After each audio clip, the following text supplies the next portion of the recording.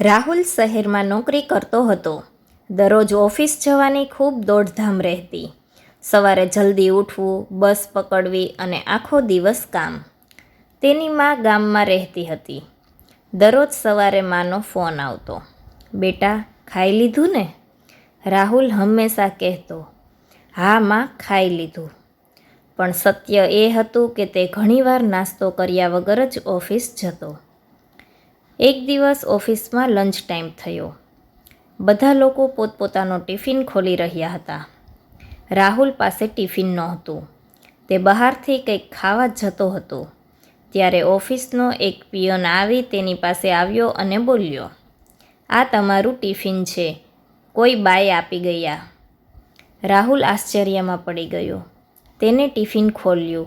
અંદર ગરમ રોટલી, શાક અને મીઠાઈ હતી. એ જ સ્વાદ જે તેની માં બનાવતી હતી.